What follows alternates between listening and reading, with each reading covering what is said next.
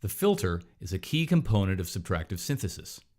Subtractive is the most popular type of synthesis and basically consists of using filters to remove frequencies from a sound. Filters typically consist of a cutoff control, which sets the removal of certain frequencies, and a resonance control, which emphasizes the frequency of the cutoff point. The most common form of filtering is called low pass, which means that frequencies higher than the cutoff point are removed, while the lower frequencies pass through. Most vintage synths employed low-pass filtering, but some also included high-pass filtering, which removes low frequencies and lets the high frequencies pass. Now let's check these out. The filter sections in Omnisphere and Trillion are extremely powerful. Each layer has a dual filter architecture, which allows you to create complex filter combinations using the 24 filter types available. Although the features presented in this tutorial are shown in Omnisphere, they also apply to Trillion. The basic filter controls are shown in the Edit page. The filter section contains the power switch, cutoff, resonance, key tracking, and envelope. It's possible to select filter presets from this menu. I'm going to select one of the low-pass filter presets. Let's try the low-pass Juicy 12 dB. The cutoff frequency sets the removal of certain frequencies depending on the filter type.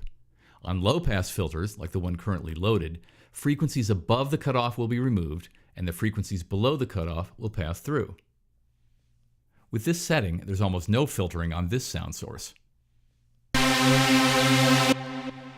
As I bring the knob to a lower frequency value, you'll hear the high frequencies being removed.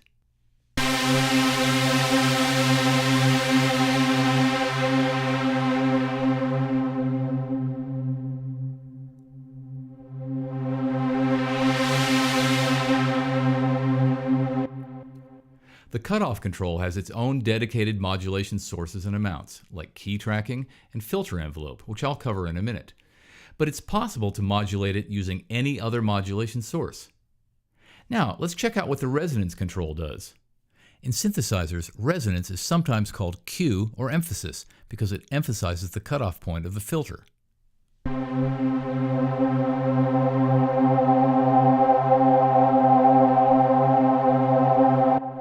With high resonance values, more dramatic filter sweeps can be created.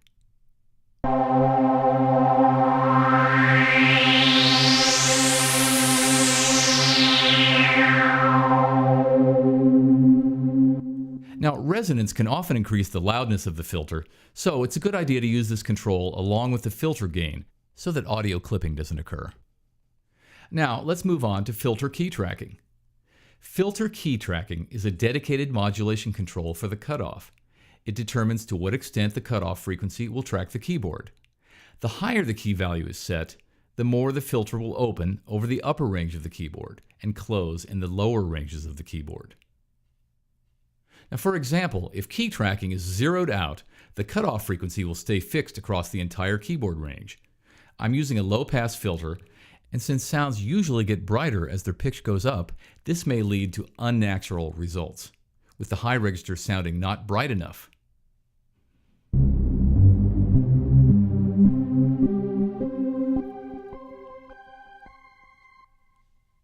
Now, if I bring it up, the filter cutoff will open up as I play increasingly higher notes, making them brighter.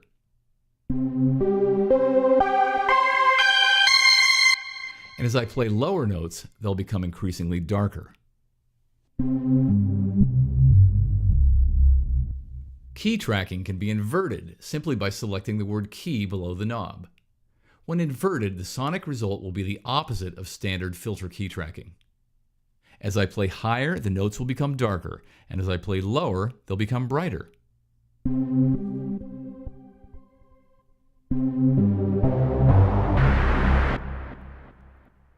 The cutoff has another fixed modulation routing, and that's the filter envelope, which is polyphonic. How much the cutoff is modulated by this filter envelope is controlled from this knob, the filter envelope depth. Now, it's important to mention that since the filter envelope opens the filter cutoff, you have to have the cutoff knob closed for these modulations to be more effective.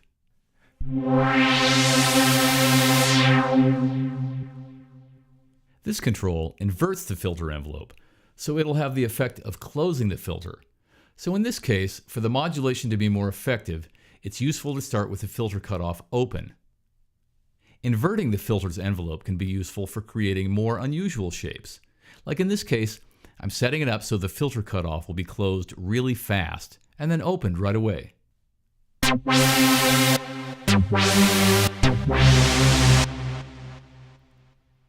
Now, let's take a look at a unique feature.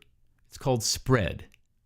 Since these are stereo filters, it's possible to move the cutoff frequency in one direction on one side of the stereo field, while moving it in the opposite direction on the other side of the stereo field. This can be done using the spread control, which creates an interesting stereo filtering effect.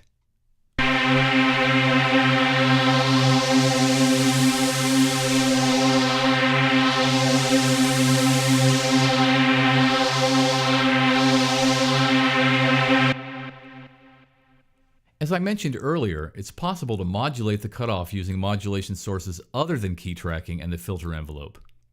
In fact, you can modulate many of these parameters by using other sources. As a quick example, let's try modulating the cutoff using an LFO. So I'll right-click, select Modulate with LFO, and I'll set the modulation depth at about here.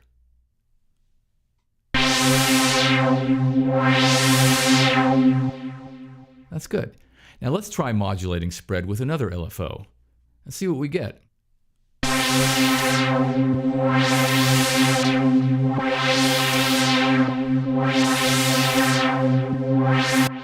That's nice. By just modulating a few parameters with simply 2 LFOs, I'm starting to get some really interesting results.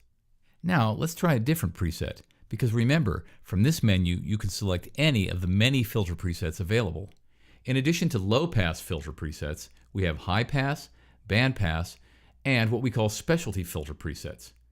Here you'll find all-pass, metal pipe, notch, and other unique combinations of filter types.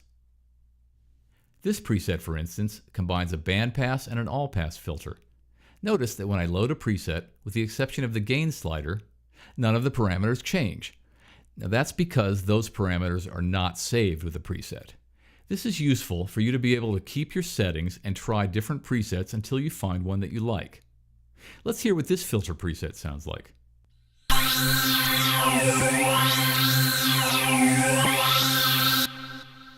That's nice. Now let's try a different preset. Let's try this one, which combines a juicy high-pass filter and a notch filter. For this one, I'll bring the cutoff frequency down a bit.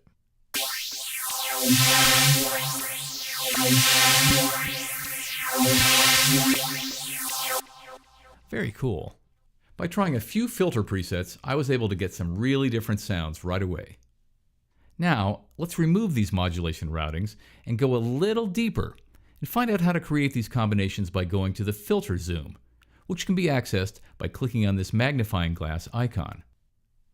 Here you have full control over the 2 filters, because remember, each layer has a dual filter architecture. These big controls in the center are the same ones you have in the edit page. Now for each filter, you can choose from the 24 filter types available. Now remember, these are algorithms, not presets. You can think of the algorithms as the components of the presets. In addition, for each filter, you have cutoff, resonance, and spread offsets. And you can set the filters in series or parallel. When set to parallel, you can adjust the mix between the two using the mix slider. This controls the overall gain of the filter section, which can be set to pre or post. All the controls you see here, except for the gain and key tracking, are modulatable, which can allow you to get really complex sounds. Now we'll discuss that a little later. From this menu, you can load filter presets, just like in the edit page. I'm going to make some modifications to the loaded preset by selecting different algorithms, and you'll notice how the name of the preset automatically changes when I do it. In filter 1, I'm going to select the low-pass filter Power 24 dB. And here you can see how the preset name automatically changed. This is to avoid having filter preset names that don't match the currently loaded algorithms. The low-pass power filter 24 dB, along with the 6 different types of juicy filters, are algorithms added in version 1.2. They're great because they have a very smooth response at high resonances. Let's check out a few of them. I'm going to turn off filter 2 for a moment, bring the resonance up at about something like this, and I'm going to bring the gain down because these filters can get really loud, especially at high resonance values. Now let's check out what the power filter sounds like.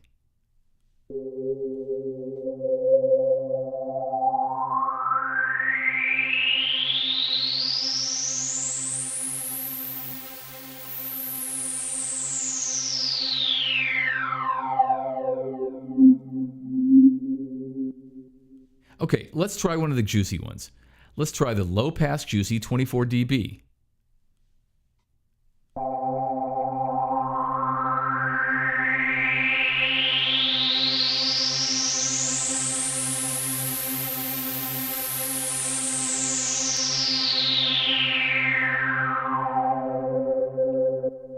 These filters have a lot of character and they're really smooth. Make sure you check them out. Certain filters, depending on their steepness and design, can self-oscillate. Self-oscillation happens when the resonance is so high that the filter produces a tone by itself when a signal is run through it, and the pitch of that tone can then be controlled by the cutoff frequency. Let's give it a try. One self-oscillating filter, for example, is the low-pass filter UVI1 algorithm. I'm going to set the gain at 0, and I'm going to slowly bring up the resonance until it reaches the maximum level. Now as I do this, you'll hear how this filter starts self-oscillating.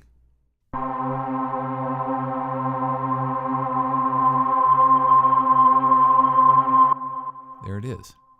I can use the filter cutoff to change the pitch of that tone.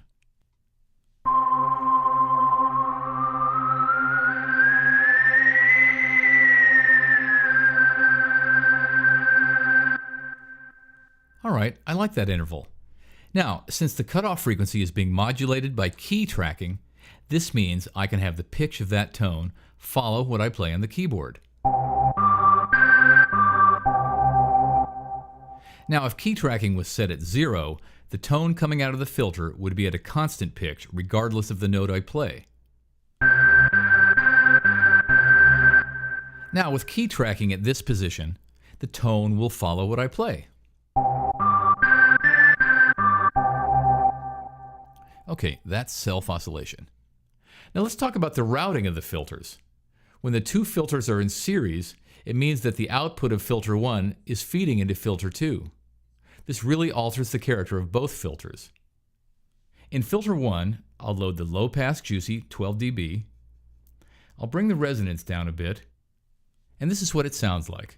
Now I'll turn on filter 2 and select the high-pass juicy 12 dB.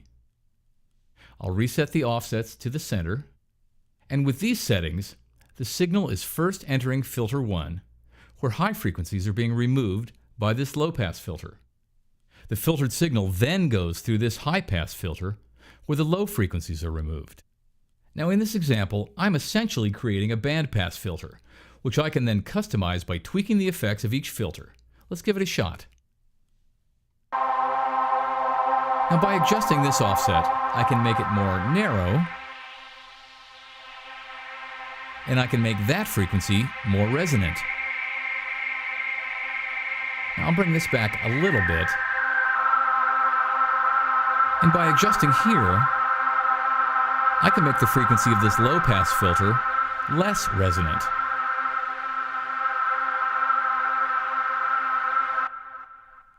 And basically, once I have my offsets all set up, I have them dialed in just the way I want them, I can control these filters using the main controls, just like this.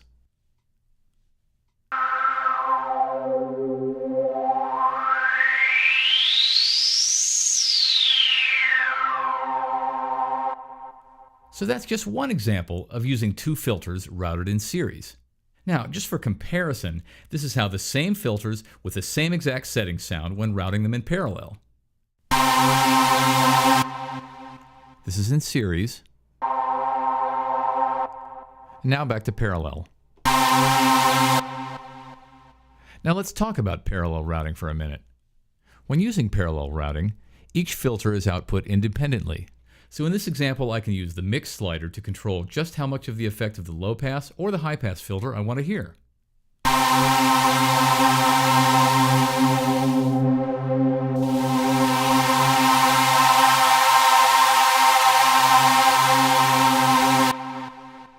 Now let's take this concept just a bit further. I'll set the mix slider at this position because I only want to listen to what's coming out of filter 1. I'm going to reset this offset and modulate the cutoff offset using a mod envelope. And this is what I get.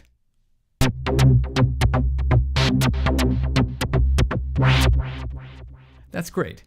Now that modulation routing is only affecting filter 1. So let's work on filter 2 now. In filter 2, I'm going to load a bandpass Juicy 12 dB filter. I'll bring the resonance offset to about here, and the cutoff offset to about here. Now I'm going to modulate the cutoff offset using another mod envelope. And this is what I get.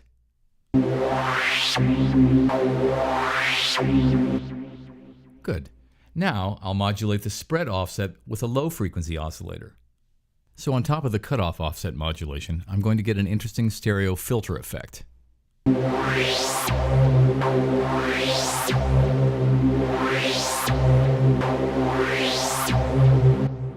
Cool. Now each filter is independently modulated by different sources, so when I mix the two together, I get this really complex rhythmic patch.